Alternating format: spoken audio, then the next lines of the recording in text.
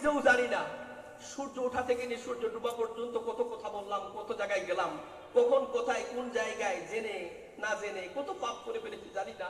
তুমি আমাকে মাফ করে দিও, এই কথাটা কি আমরা বলি? হ্যাঁ, বলি না? সবাই আমরা বলি না? এমনও কিছু মানুষ আছে, যেই মানুষটা তো ফুরসতে নেই, তার তো বাইকের তো ধোঁয়াটাই বন্ধ হয় না। পাকড়েই বেড়াচ্ছে মনে হচ্ছে, পাকড়েই বেড়াচ্ছে মনে হচ্ছে, পাকড়েই বেড়াচ্ছে, টাকা টাকা টাকা, ধন ধন ধন, ধনে এত পাগল, এত ব্যস্ত হয়ে গেছে। আল্লাহর কাছে এসে যে একটিবার বলবে যে আল্লাহ তুমি আমাকে মাফ করে দাও, এই সময়টুকু তার হাতে নাই। তার জীবনে কি হবে গো? হ্যাঁ, তার জীবনে কি হবে? তার এই টাকা কি তাকে পরকালে সুখ দিতে পারবে? তাহলে কেন বুঝতে পারতেছেন না?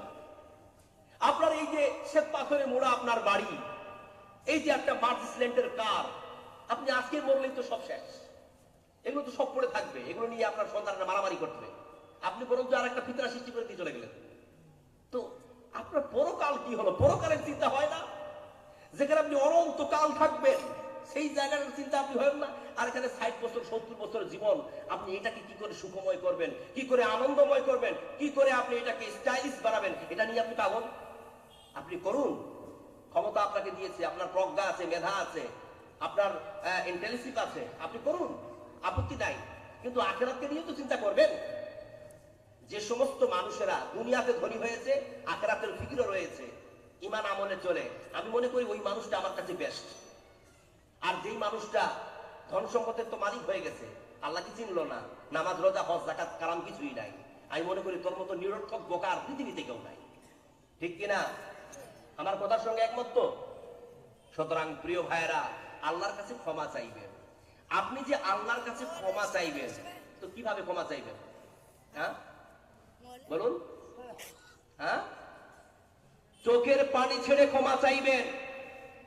কারণ অনুতপ্ত বান্দার চোখের পানি যখন নাকের ডগাবে জমিনে পড়ে, ওই চোখের পানি জমিনে পড়ার আগেই ক্ষমা করে দেন কে? আল্লাহ। বিশ্বনবী বলেন, মানুষের শরীরের মধ্যে দুইটা ফোঁটা আল্লাহর কাছে সব চাইতে বেশি প্রিয়।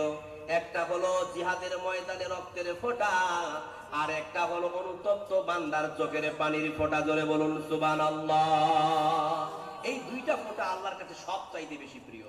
আমরা কিন্তু কেউ পাপের ঊর্ধ্বে নই, তাই না? পাপ নাই জীবনে এমন কেউ নাই। স্পষ্ট একটা হাদিস বলছি, শুরুতে পাঠ করেছিলাম আমি, কুল্লু বানি আদম খাত্তাউন, প্রত্যেকটি আদম সন্তান হচ্ছে পাপী। ওয়া খায়রুল খাত্তাইন আত-তাওয়াবুন, এবং সেই সকল পাপীদের মধ্য থেকে উত্তম হলো সে ব্যক্তি যে ব্যক্তি পাপ করার পর আল্লাহর কাছে ফিরে আসে, ক্ষমা চায়, তওবা করে। জোরে